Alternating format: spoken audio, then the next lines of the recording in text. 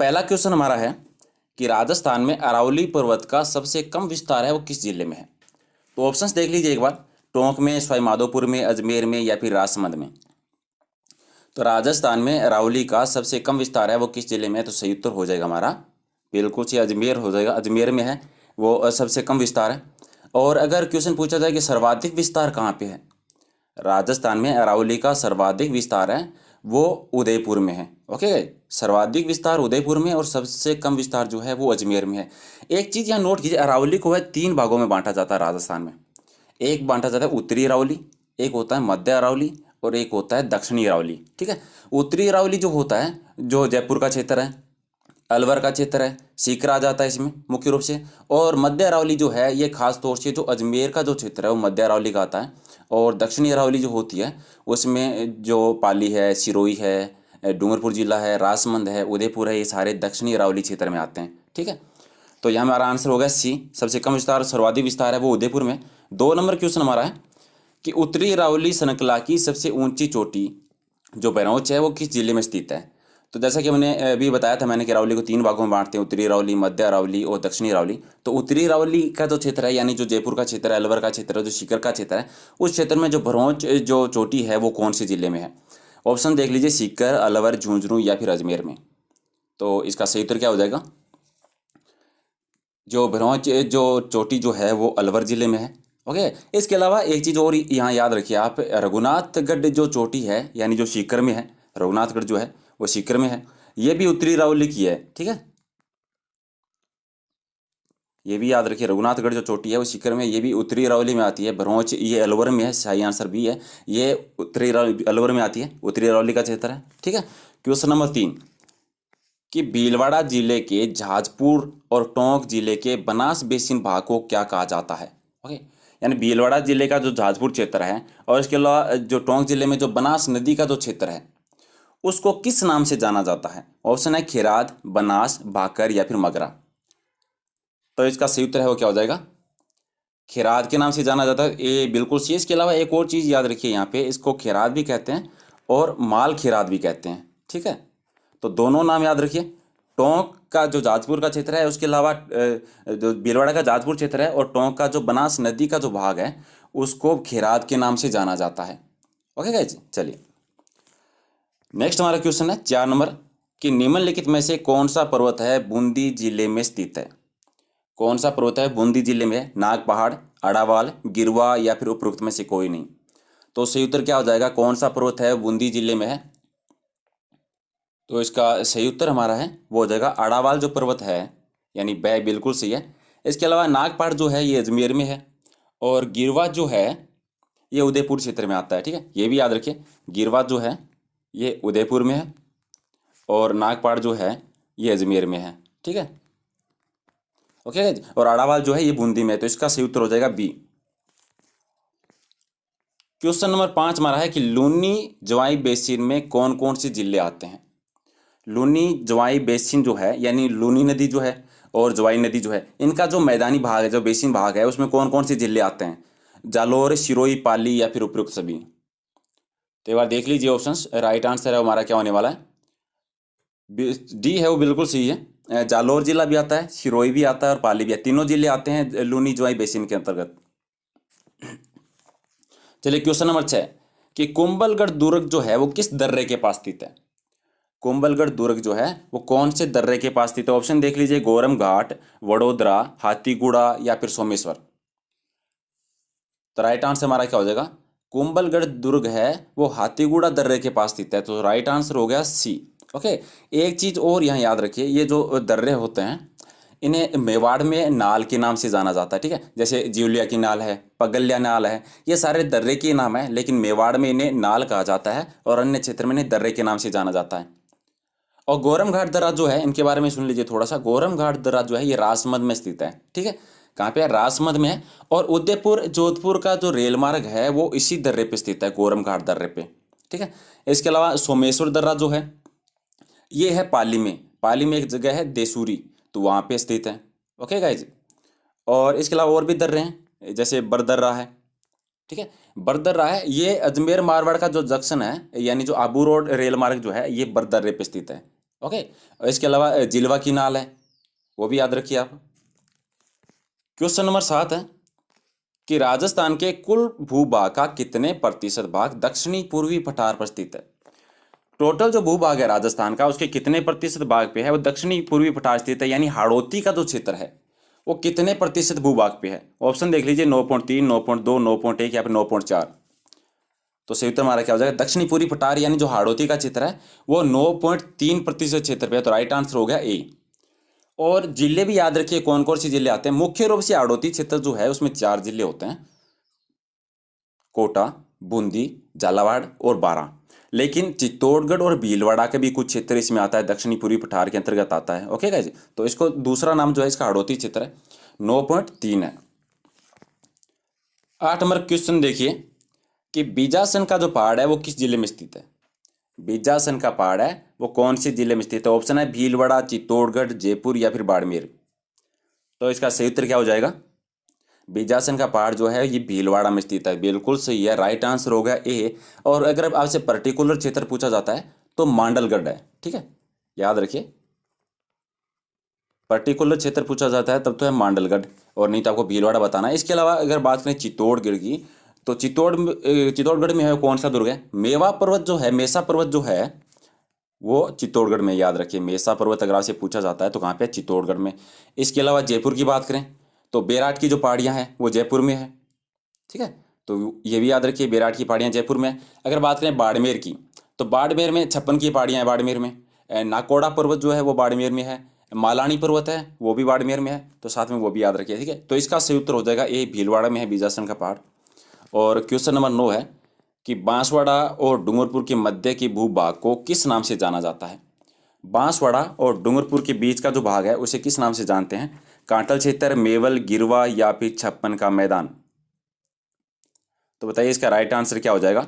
बांसवाड़ा और डूंगरपुर के बीच का जो भाग होता है उसे कहते हैं मेवल के नाम से। तो राइट आंसर होगा बी, मेवल। मेव का मतलब होता है जो पहाड़ियाँ होती है उन्हें मेव कहा जाता है, ठीक है। तो मेव से ये मेवल बना है। तो डूंगरपुर और बांसवाड़ा के बीच का जो भूभाग है, जो पहाड़ी क्षेत्र है, उसको मेवल के नाम से जाना जाता है। इसके अलावा कांठल क्षेत्र किसको कहें, कांठल क्षेत्र है ये प्रतापगढ़ के आसपास का जो क्षेत्र है, जो माही नदी का जो क्षेत्र आता है मुख्य रूप से, उसे कांठल क्षेत्र के नाम से जाना जाता है, वो भी याद रखिए। और इसके अलावा गिरवा क्षेत्र, गिरवा जो है ये होता है उदयपुर के भाग में। उदयपुर में जो पहाड़ियों का क्षेत्र जो है उसे गिरवा के नाम से जाना जाता है, वो भी याद रखिए। और छप्पन का मैदान ये इंपॉर्टेंट है, ये भी याद। छप्पन का मैदान कहा जाता है प्रतापगढ़ और बांसवाड़ा के बीच का जो भूभाग है, यानी यहाँ पे 56 गांव और 56 नालों का एक समूह है, इसीलिए इसका नाम है छप्पन का मैदान पड़ गया है, ठीक है। तो ये भी याद रखिए, प्रतापगढ़ और बांसवाड़ा के बीच के भूभाग को 56 के मैदान के नाम से जाना जाता है, ठीक है। तो इसका तो राइट आंसर होगा बी। चलिए क्वेश्चन नंबर 10 देखिए, राजस्थान का मैनचेस्टर किसको कहा जाता है। राजस्थान का मैनचेस्टर जैसलमेर, भीलवाड़ा, चित्तौड़गढ़ या फिर कोटा को। तो सही उत्तर है वो क्या हो जाएगा, राजस्थान का मैनचेस्टर कहा जाता है भीलवाड़ा को। तो सही उत्तर हो गया बी। ओके, इसके अलावा और चीज़ें भी याद रखिए, इनके उपनाम जितने भी है। जैसे राजस्थान की अगर बात करें तो राजस्थान को अन्य किन किन नाम, जैसलमेर को अन्य किन किन नामों से जाना जाता है। जैसलमेर को राजस्थान का अंडमान कहा जाता है, और रेगिस्तान का गुलाब कहा जाता है जैसलमेर को। ओके गाइस, तो ये भी याद रखिए आप। इसके अलावा स्वर्णनगरी कहा जाता है, गलियों का शहर कहा जाता है, हवेलियों व झरोकों का शहर कहा जाता है जैसलमेर को। और अगर हम बात करें चित्तौड़गढ़ की, तो चित्तौड़गढ़ को राजस्थान का गौरव कहा जाता है। और कोटा की बात करें तो कोटा को अन्य किस नाम से जाना जाता है, शिक्षा का तीर्थ स्थल है वो कोटा को कहा जाता है। राजस्थान का कानपुर कोटा को कहा जाता है, उद्योगों का शहर है उसे कोटा को कहा जाता है। ओके, तो सारे उपनाम है वो याद रखिए आप। चलिए क्वेश्चन नंबर 11 है कि डेबर झील के नाम से कौन सी झील प्रसिद्ध है। डेबर झील के नाम से कौन सी झील है वो प्रसिद्ध है, वो बताना है आपको। ऑप्शंस देख लीजिए, जयसमंद झील, रासमंद झील, अनासागर झील या फिर पिछोला झील। तो इसका सही उत्तर है वो क्या हो जाएगा,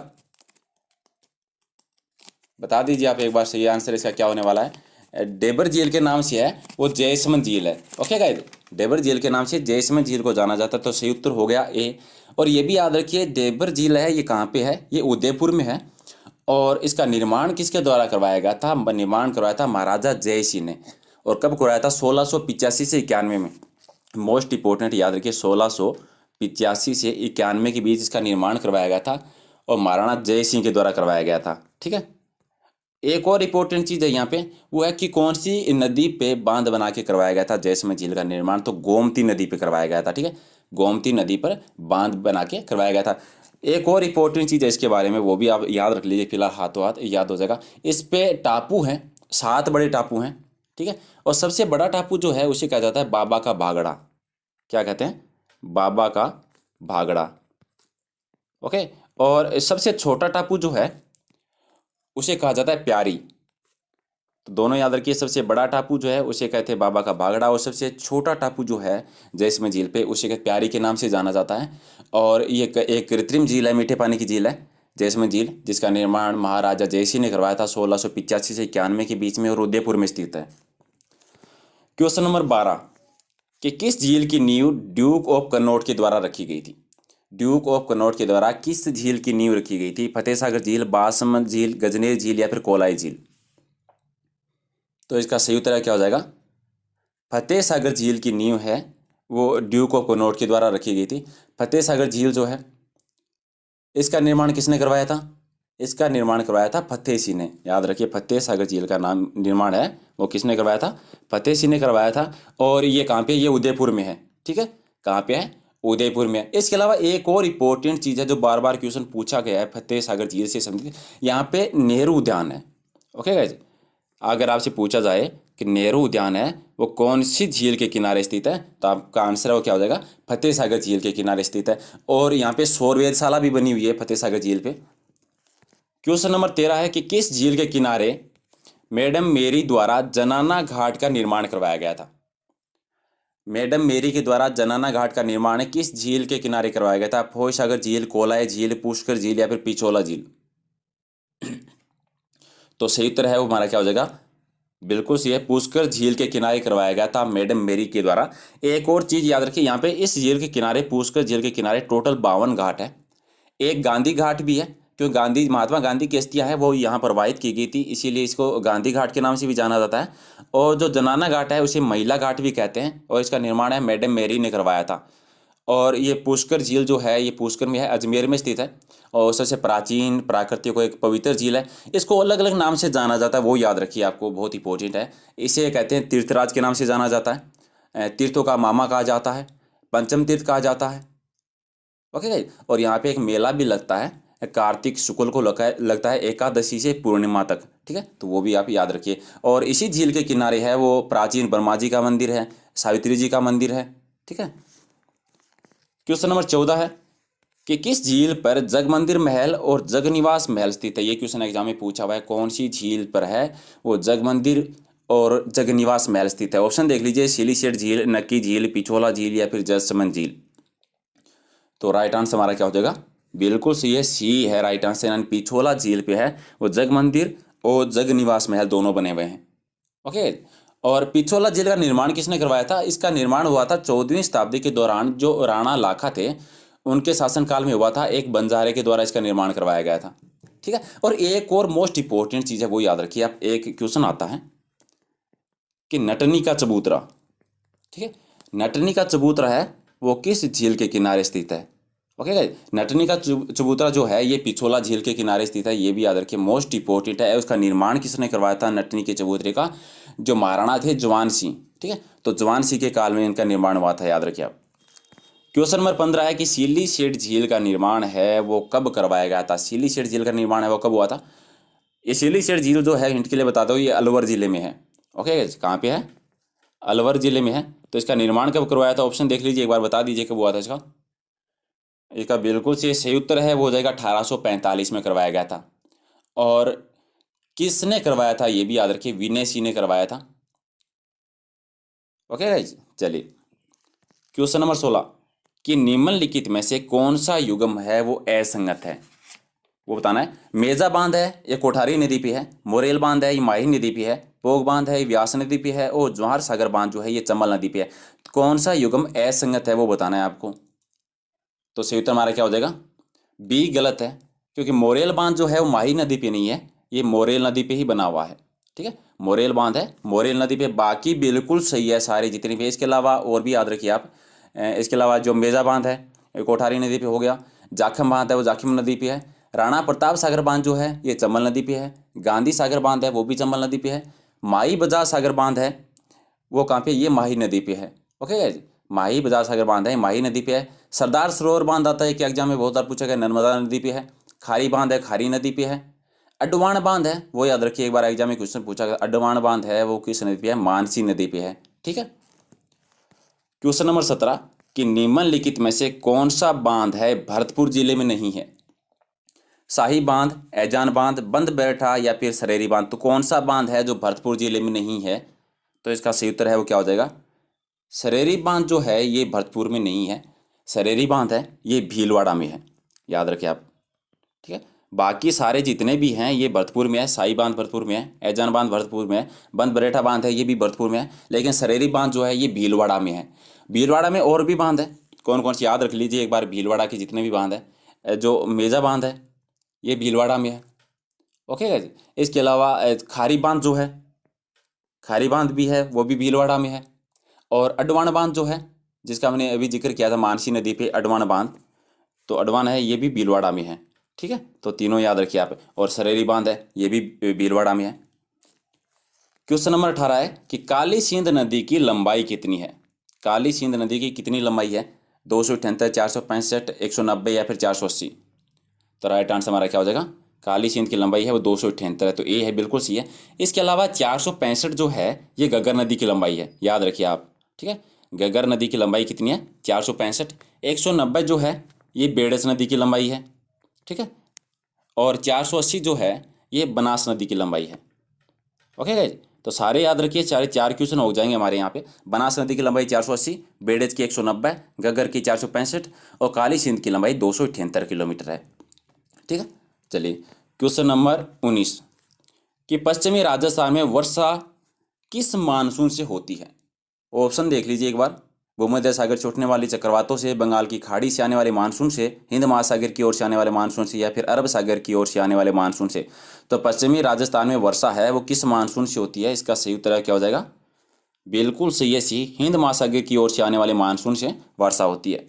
चलिए क्वेश्चन नंबर 20 कि राजस्थान में लगभग अधिकांश वर्षा गर्मियों में किन हवाओं से होती है? गर्मियों वाला याद रखिए, इंपॉर्टेंट है। गर्मियों में किन हवाओं से होती है? पछुआ हवाओं से, मानसूनी हवाओं से, चक्रवातों से या फिर व्यापारिक हवाओं से?